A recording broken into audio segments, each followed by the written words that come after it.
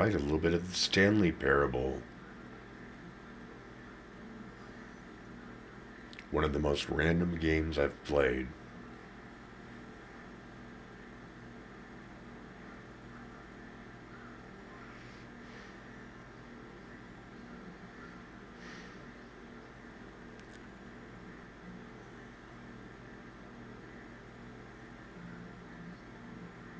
Huh, apparently that's a long loading time.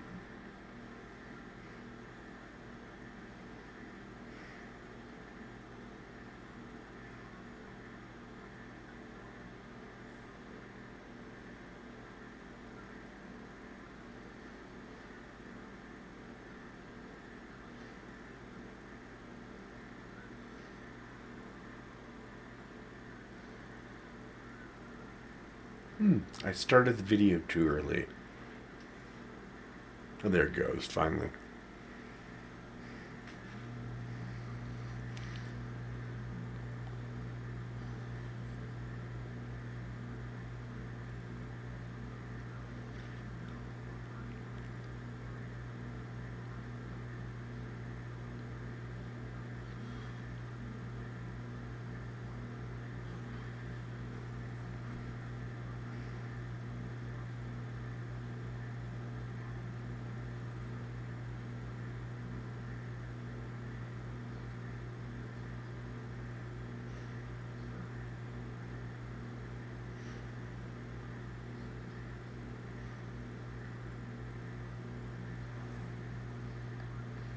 This is the story of a man.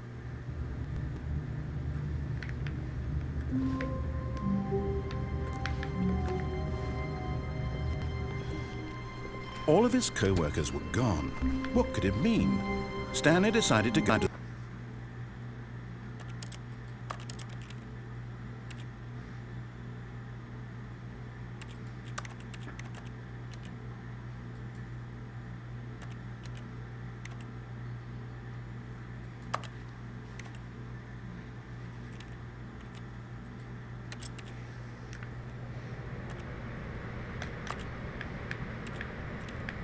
the meeting room. Perhaps he had simply missed a memo. Ah.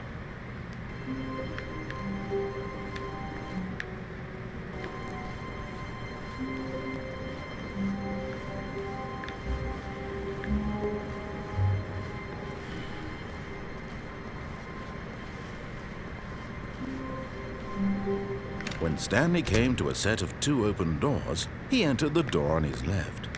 All right.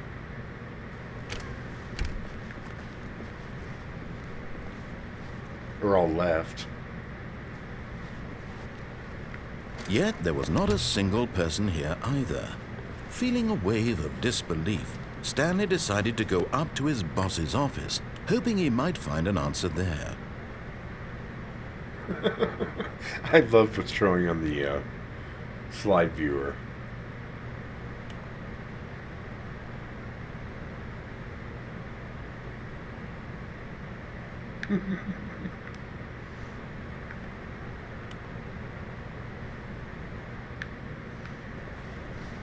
Okay, I'm gonna disobey the voice now.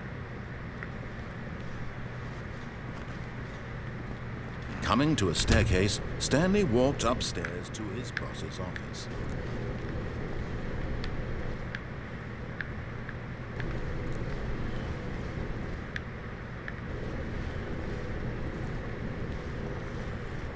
But Stanley just couldn't do it. He considered the possibility of facing his boss. Admitting he had left his post during work hours, he might be fired for that. Oh, And yeah. in such a competitive economy, why had he taken that risk? All because he believed everyone had vanished. His boss would think he was crazy. And then something occurred to Stanley. Maybe, he thought to himself, maybe I am crazy. All of my co-workers blinking mysteriously out of existence in a single moment for no reason at all. None of it made any logical sense.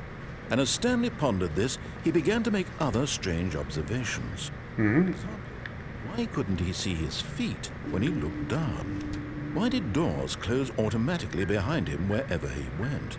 And for that matter, these rooms were starting to look pretty familiar. Were they simply repeating? No, Stanley said to himself, this is all too strange. This can't be real. And at last, he came to the conclusion that had been on the tip of his tongue. He just hadn't found the words for it. "I'm dreaming!" he yelled. "This is all a Oh, dream." yeah. Oh, what a relief Stanley felt to have finally found an answer, an explanation. His co-workers weren't actually gone. He wasn't going to lose his job. He wasn't crazy after all. And he thought to himself, I suppose I'll wake up soon. I'll have to go back to my boring real-life job pushing buttons. I may as well enjoy this while I'm still lucid. So, he imagined himself flying and began to gently float above the ground. Oh, wow. He imagined himself soaring through space on a magical starfield, and it too appeared. It was so much fun, and Stanley marveled that he had still not woken up. How was he remaining so lucid? And then perhaps the strangest question of them all entered Stanley's head.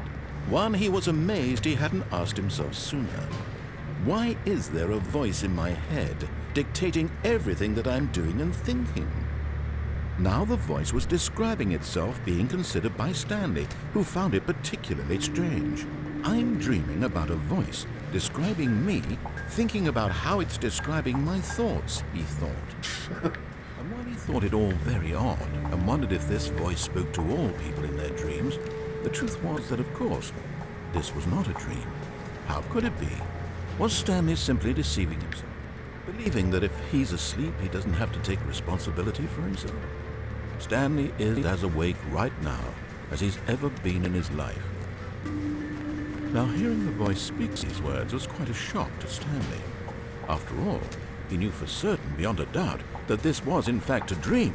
Did the voice not see him float and make the magical stars just a moment ago? How else would the voice explain all that? This voice was a part of himself too. Surely, if he could just... He would prove it. He would prove that he was in control, that this was a dream. So he closed his eyes gently, and he invited himself to wake up. He felt the cool weight of the blanket on his skin, the press of the mattress on his back, the fresh air of a world outside this one. Let me wake up, he thought to himself. I'm through with this dream. I wish it to be over. Let me go back to my job. Let me continue pushing the buttons. Please, it's all I want. I want my apartment, and my wife, and my job. All I want is my life exactly the way it's always been. My life is normal. I am normal. Everything will be fine. I am okay. Mm-hmm.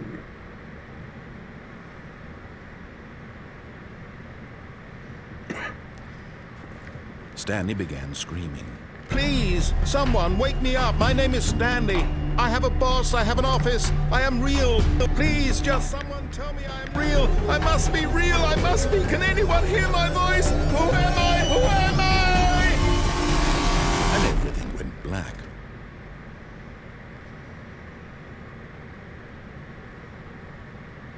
This is the story of a woman named Mariella. Mariella woke up on a day like any other. She arose, got dressed, gathered her belongings, and walked to her place of work. But on this particular day, her walk was interrupted by the body of a man who had stumbled through town talking and screaming to himself, and then collapsed dead on the sidewalk. And although she would soon turn to go call for an ambulance, for just a few brief moments, she considered the strange man. He was obviously crazy. This much she knew. Everyone knows what crazy people look like. And in that moment, she thought to herself how lucky she was to be normal. I am sane. I am in control of my mind. I know what is real and what isn't. It was comforting to think this, and in a certain way, seeing this man made her feel better.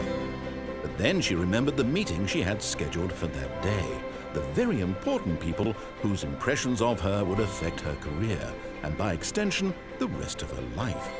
She had no time for this, so it was only a moment that she stood there, staring down at the body. And then she turned and ran.